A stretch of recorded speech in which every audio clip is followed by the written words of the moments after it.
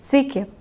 Kaip ir kasmet, Lietuvos bankas kartu su iniciatyva Kam to reikia bei partneriais mini vaikų finansinio švietimo savaitę. Iš tiesų, ši savaitė yra minima visame pasaulyje. Tad labai džiugu, kad kartu su jumis būtent šią savaitę ir vėliau visas pasaulis vienaip ar kitaip domisi asmeninių finansų tema. Kalbant apie pinigus, ar ne? Pinigai, kišenpinigiai, asmeniniai finansai, draudimas, atsakingas skolinimasis. Tai tokios temos, kurios atrodo, reikalingos galbūt tik tai išėjus iš mokyklos. Tačiau iš tiesų yra kitaip. Juk su pinigais susitarėt jau nuo pat 1 klasės, o galbūt ir anksčiau. Ir kišenpinigius savo valdote. Ir kartu gaunate dovanų, kurios yra papildomos pajamos ir galvojate, kaip tai tinkamai išleisti, kokias finansinės svajones įgyvendinti. Tad apie pinigus reikia kalbėti jau dabar. Ir tai yra iš tiesų visai paprasta. Tad šiandieną papasakosiu jums 5 specialių reportažų apie asmeninių finansų valdymą pagalbą, kaip suvaldyti asmeninius finansus, kaip neišleisti daugiau negu gaunate, kaip sutaupyti ir sutaupyti sumaniai, o taip pat kaip atsakingai skolintis. Juk kartais prireikia skolintis, o tą reikia daryti iš tikrųjų išmintingai. Dar tokias 2 įdomias temas turėsiu, tai bus draudimas, kaip tai veikia, kokia yra draudimo istorija, ir kokie dažniausiai pasitaikantis yra draudimo būdai, kad žinotumėte, kaip pasirinkti ir kokie aktualiausi dalykai, ką reikia atkreipti dėmesį. Taigi pradėkime nuo pirmosios temos – asmeniniai finansai ir jų valdymas.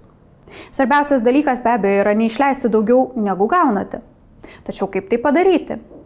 Šis reportažas jums pateiks tokius, esminius patarimus, kaip paprastai, nesunkiai ir per pakankamai trumpą laiką galima būtų sustaupyti jūsų finansiniam tikslui. Pasižiūrėkime.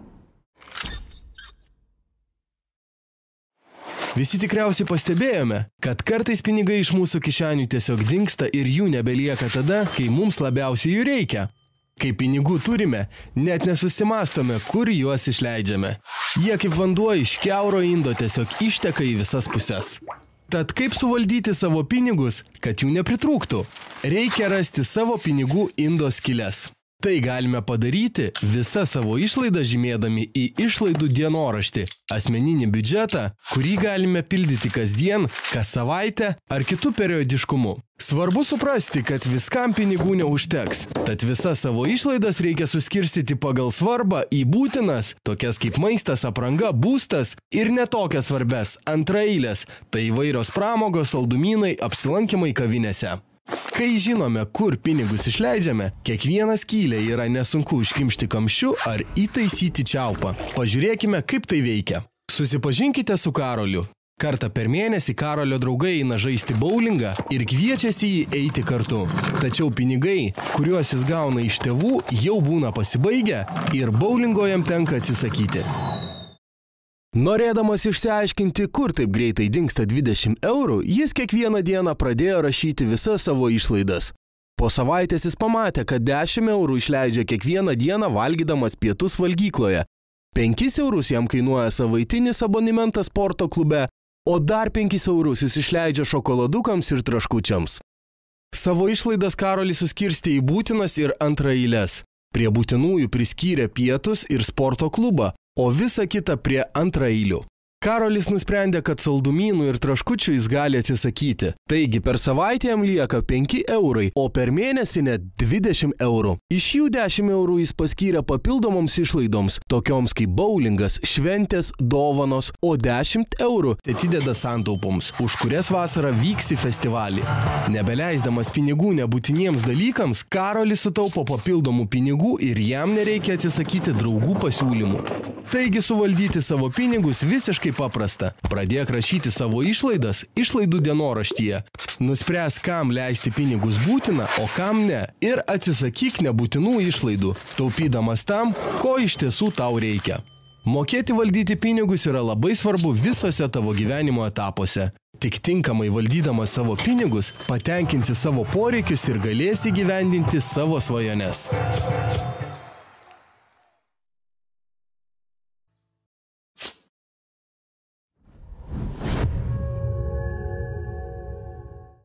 Kiekvienas turime didesnių ar mažesnių finansinių svajonių. Ir atrodo, norų tiek daug, o galimybės vis dėlto ribotos. Tačiau vien suvaldžius asmeninius finansus ir neišleidžiant daugiau negu gauname, kartais tos sumos, tikslui pasiekti, nepavyksta taip greitai sustaupyti. Ir tikrai yra būdų, kaip galima naudotis finansinių įstaigų pagalba, kad sustaupyti būtų greičiau ir ta suma augtų irgi greičiau. Tad pasižiūrėkime, kaip naudojantis finansinėmis paslaugomis galima sutaupyti daugiau ir greičiau. Kiekvienas turime didesnių ar mažesnių svajonių. Tam, kad galėtume jas įgyvendinti, turime atsakingai elgtis su pinigais ir iš anksto taupyti. Kaip ir vykdant tam tikrą misiją, taip ir taupant, tau reikalingas veiksmų planas. Pirmiausia, reikia nusistatyti savo taupimo tikslą, tarkime tai gitara. Tada privalu įvertinti, kiek tai kainuos. Gitara kainuoja 600 eurų. Galiausiai būtina nusistatyti laikotarpį. Gitarą nori turėti po metų.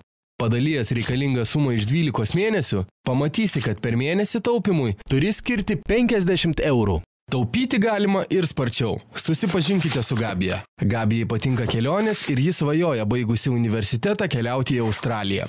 Kelionė į Australiją kainuoja 4000 eurų. Ji jau anksčiau turi susitaupiusi 1600 eurų, taigi jai dar trūksta 2400 eurų. Kiekvieną mėnesį atidedama po 40 eurų į taupyklę, reikiamą sumą ji turėtų po 5 metų. Tai visai neblogai, tačiau Gabija sužinojo, kad pinigus kaupiant banke ar kredito unijoje, jos santaupos didės dar sparčiau. Laikydami savo santaupas banke ar kredito unijoje, mes tarsi jas paskoliname. Kadangi mes padedame banko ir kredito unijai, mums už tai moka tam tikrą pinigų sumą, kuri vadinama palūkanomis. Palūkanos apskaičiuojamos procentais nuo taupimo sąskaitoje laikomų pinigų ir dažniausiai mokamos kasmet. Tu į taupimo sąskaitą padedi 1000 eurų su 2 procentų metinėmis palūkanomis. Šis 1000 eurų per metus uždirbs 20 eurų. Tu gali tą 20 eurų pasimti ir nusipirkti pizzą, tačiau tu nusprendi juos palikti sąskaitoje. Dabar tu turi 1020 eurų ir kitais metais palūkanas gausi ne už 1000, bet už 1020 eurų. Tai palūkanos sumuojasi ir kuo ilgiau pinigus laikai taupimo sąskaitoje, tuo jie greičiau auga. Tai vadinama sudėtinėmis palūkanomis.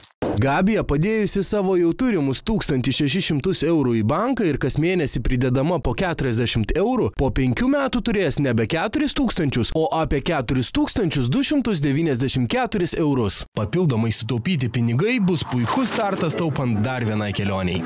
Nusprendęs taupyti, būk sumanus. Nusistatyk savo tikslą, įvertink, kiek tau reikia jam sutaupyti ir nusistatyk realų laikotarpį. Pradėjus taupyti dar šiandien, tau beliks reguliariai papildyti savo santaupas ir tiesiog stebėti, kaip sudėtinių palūkanų dėka tavo santaupos auga. Kuo anksčiau pradėsi taupyti, tuo greičiau pasieksi savo tikslą.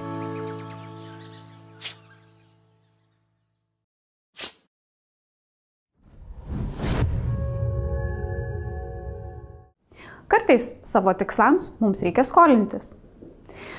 Tad kaip tai padaryti atsakingai? Kaip atsižvelgti į tai, kas iš tiesų yra svarbu? Kaip rasti geriausią paskolos pasiūlymą? Ir į ką reikėtų atsižvelgti tam, kad tai netaptų labai brangia ir ilgai trunkančia našta? Svarbiausias dalykas iš tiesų yra rinktis atsakingai. Juk pats pirmasis pasiūlymas rastas internete nebūtinai bus pats geriausias. Tai tikrai raginame pasižiūrėti kelis kartus, pasitikrinti, pasiskaičiuoti, o kaip tai padaryti, galėsite pasižiūrėti trečiajame reportaže apie atsakingą skolinimąsi. Kartais savo tikslams pasiekti mes tiesiog pritrūkstame pinigų. Pinigų skolinimasis gali padėti, tačiau nežinodami, kaip viskas veikia, mes galime susilaukti didelių bėdų. Skolintis iš draugo paprasta, dažniausiai tai reikia grąžinti pinigus, kuriuos pasiskolinai. Visai kas kita, kai skoliniesi iš paskolas teikiančias įmonės. Tarkime, tau reikia pasiskolinti 500 eurų. Jeigu atitinki paskolas teikiančios įmonės reikalavimus, ji mielai tau juos paskolina, nes grąžindamas pinigus sumokėsi mokestį vadinamą palūkanomis. Palūkanos tai kaina, kurią mokame už pasiskolintus pinigus. Palūkanos matuojamos procentais nuo pasiskolintos sumos. Susipažinkite su Luku. Jis nori būti fotografas. Ir tam, kad nusipirktų profesionalų fotoaparatai, trūkstamo 500 eurų jis nusprendžia pasiskolinti. 500 eurų pridėjus palūkanas yra didžiuliai pinigai, kuriuos reikės gražinti. Tačiau nebūtina visko gražinti iš karto. Tam, kad paskola būtų įkandama, jis gražins pinigus mėnesinėmis įmokomis. Kiekvieną mėnesį jis mokės dalį pasiskolintos sumos ir dalį palūkanų. Internete Lukas rado paskolos pasiūlymą, kurio reklamoje nurodyta, kad metinė palūkanų norma siekia 45%. Tačiau ją reikia gražinti per pusmetį, įmokas mokant lygiomis dalimis. Vadinasi, kiekvieną mėnesį Lukas turės mokėti beveik 95 eurus. Tai daug daugiau negu jis gali skirti. Be to, iš viso per pusę metų Lukas sumokėtų beveik 68 eurus palūkanų. Lukas nusprendė paieškoti toliau ir rado geresnį paskolos pasiūlymą su 3 kartus mažesnėmis palūkanomis. Metinė palūkanų norma siekia 15%, pasiskolinti galima metams, įmokas mokant lygiomis dalimis. Tai apie 45 eurus per mėnesį. Be to jis sumokės gerokai mažiau palūkanų, beveik 42 eurus per metus. Lukas išnagrinėjo sutarties sąlygas ir sužinojo, kad svarbu įmokas mokėti laiku. Už kiekvieną pavėluotą įmoką skiriamos baudos, skaičiuojami delspinigiai, kurie yra sumuojami ir gali sukelti didelių problemų. Be to, viskas rašoma į asmeninę skolinimosi istoriją. Negražinta paskola, pavėluotos įmokos ar net laiku neapmokėtos sąskaitos gali užkirsti kelią norint gauti paskolą ne tik mažai, bet ir dideliai svajoniai įgyvendinti. Kadangi Lukas skyrė laiko ir tinkamai įvertino savo galimybės, paskolą grąžino laiku ir džiaugiasi įsigytų fotoaparatu. Pinigų skolinimasis yra brangus ir atsakingas dalykas. Todėl visada pagalvok, ar skolintis verta. Galbūt reikiamą sumą gali sutaupyti pats. Jeigu nusprendei, kad skolintis tau yra būtina, visuomet atkreip dėmesį į paskolos kainą ir įvertink, ar tikrai per nurodytą terminą sugebėsi grąžinti paskolą. Viskas priklauso nuo tavęs. Todėl, kai nusprendi imti paskolą, rimtai įvertink savo galimybės ją grąžinti.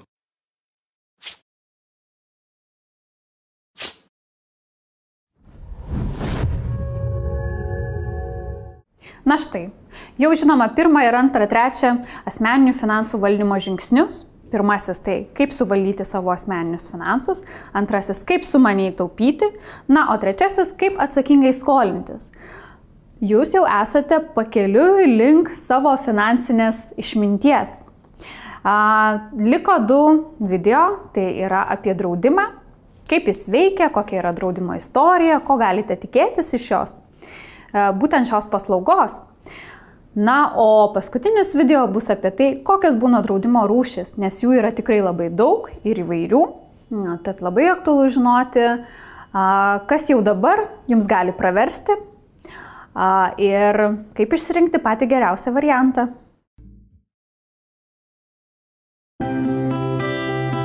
Žaisdamas futbolą, Lukas susilaužė ranką. Neseniai įsibrovėliai apvogė Rūtos namus, o kaimyno Petro namuose prieš savaitę buvo kilęs gaisras. Žinoma, ugnies liepsnų pararyto turto niekas nesugrąžins, bet yra tokia paslauga, kuri leidžia bent jau sumažinti finansinius nuostolius, kai nutinka tokie nemalonūs dalykai, o jų tikrai būna. Tai draudimo paslauga. Draudimo ištakos siekia žilą senovę, nes nuo pačių seniausių laikų žmonės norėjo apsaugoti save ir savo turtą. Jie suprato, kad kartu tai padaryti yra daug patogiau ir pigiau.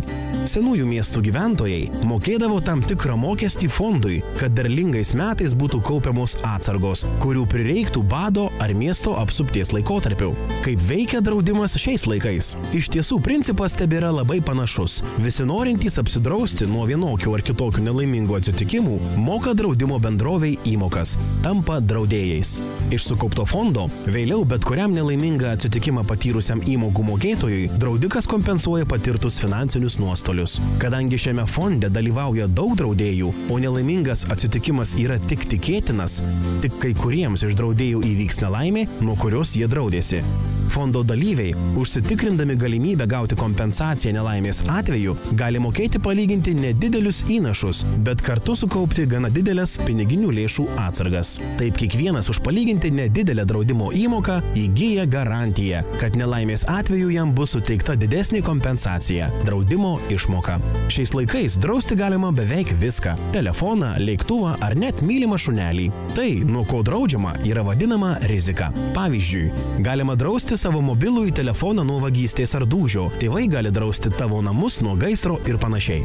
Ateityje, kai jau apsispręsi, ką nori drausti, kreipkis į draudimo paslaugas teikiančią bendrovę. Aptarę su ja visas sąlygas, pasirašysi sutartį – draudimo polisą. Tačiau prieš pasirašant sutartį, draudimo bendrovė dar turės įvertinti tai, ką tu nori drausti. Pavyzdžiui, mobilaus telefono vertę, jei draudi nuo vagystės rizikos, ar tavo sveikatą, jei tėvai draudžia tavo gyvybę. Viską įvertinusi, draudimo bendrovė nustato kainą, tai yra įmokos dydį, kurį turėsi mokėti, norėdamas apsisaugoti nuo pasirinktų rizikų. Apie tai, kokios draudimo rūšys populiariausios ir ką apie jas reikėtų žinoti, papasakosime kitoje vaizdo pamokoje. Kaip ir minėjau, draudimas gali būti labai įvairus. Tiek sveikatos draudimas, tiek kelionių draudimas, tiek gyvybės, negyvybės draudimas. Atrodo, galima labai sunkiai pamesti galvą tokioje gausoje. Tačiau būtent šis video, kurį dabar parodysime, na ir jis yra paskutinis mūsų video, iš tiesų padės jums atsirinkti visoje šitoje gausoje ir suprasti, kuo kiekvienas būdas, draudimo rūšis skiriasi nuo kitos ir kaip ir į ką reikėtų atsižvelgti, renkantis geriausią pasiūlymą. Praėjusiame vaizdo įraše sužinojai, kaip veikia draudimas, o dabar aptarsime pačias populiariausias draudimo rūšis ir kuo jos gali būti tau naudingos ateityje. Draudimo formų gali būti labai įvairių. Visų pirma, yra išskiriamas valstybinis ir privatus draudimas. Valstybinio draudimo atveju asmeniui nereikia atskirai sudaryti sutarties. Jį, kaip šalies pilietį, nustatytomis sąlygomis draudžia valstybė. Privataus draudimo atveju pats turėsi galimybę nuspręsti, nuo kokių rizikų, kokiomis sąlygomis ir kokioje įmonėje nori draustis. Toliau aptarsime būtent privatų draudimą, kuris yra skirstomas į gyvybės draudimą ir negyvybės draudimą. Gyvybės draudimas reikalingas tada, kai norima apdrausti savo ar artimiausių šeimos narių gyvybės. Jei apdraustam žmogui nutiktų nelaimė ir jis žūtų, draudimo išmoka būtų išmokama draudimo sutartyje nurodytam naudos gavėjui. Gyvybės draudimu svarbu apdrausti pagrindinį šeimos pajamų gavėją, tai yra tą žmogų, kuris šeimoje uždirba didžiausias pajamas, o ypač, jei tas žmogus yra vienintelis pajamų gavėjas šeimoje. Tad gavusi draudimo išmoką, tokia šeima bent kurį laiką galėtų pragyventi ir per tą laiką susirasti papildomų pajamų šaltinių. Dalis gyvybės draudimo įmokų gali būti naudojamos lėšų kaupimui. Galima rinktis iš kaupiamojo gyvybės draudimo ir kaupiamojo investicinio gyvybės draudimo. Tokiu atveju apsidraudęs asmuo pasibaigus nustatytam terminui gali atsiimti sukauptas lėšas. Kaupiamojo gyvybės draudimo išmoka gaunama nebūtinai mirties atveju. Sukaupta suma taip pat gali būti išmokama, kai pasibaigia draudimo galiojimo laikas. Negyvybės draudimas turi daug smulkių porūšių, tad aptarsime tik pačius aktualiausius ir kasdienybėje dažniausiai pasitaikančius. Jei norėsi apsidrausti nuo įvairių traumų rizikų, tau bus aktualus draudimas nuo nelaimingų atsitikimų. Šiuo atveju išmoka mokama, kai dėl nelaimingo atsitikimo sutrinka apdraudžiamojo sveikata ar prarandama gyvybė. Turto draudimu draudžiamas būstas, tai yra būstas ar namas ir ar juose esantis turtas. Pavyzdžiui, tavo tėvai nusprendė jūsų namą apdrausti nuo gaisro. Jei gaisras iš tiesų įvyktų, draudimas įvertins padarytą žalą, kiek nukentėjo namas, kokie daiktai sunaikinti ir panašiai, ir išmokės atitinkamo dydžio sumą. Tikriausiai svajoju sulaukti 18-ojo gimtadienio, kai galėsi išsilaikyti vairavimo teisės ir turėti savo automobilį, tačiau ar žinai, kad kiekvienas automobilis privalo būti apdraustas transporto priemonių valdytojų civilinės atsakomybės draudimu? Toks draudimas labai reikalingas, nes padengia nuostolius, kuriuos tu turėtum atlyginti kitam autoįvykio dalyviui, jei būtum pripažintas jo kaltininku. Jei mėgsti keliauti, tau svarbus kelionių draudimas, kuris reikalingas kiekvieną kartą išvykstant iš šalies. Kelionių draudimas gali padengti netikėtas išlaidas, atsiradusias dėl nelaimingo atsitikimo, praradus bagažą, gabenamus daiktus, prireikus medicinos paslaugų ir panašiai. Įsidėmėk, jog skirtingose draudimo bendrovėse kelionių draudimo sąlygos gali skirtis. Iš tiesų, draudimo paslaugų yra labai įvairių ir jų sąlygos skiriasi, tad prieš pasirinkdamas konkrečią draudimo paslaugą įsitikink, ar tikrai ji tau tinkamiausia ir kokios yra taikomos išlygos.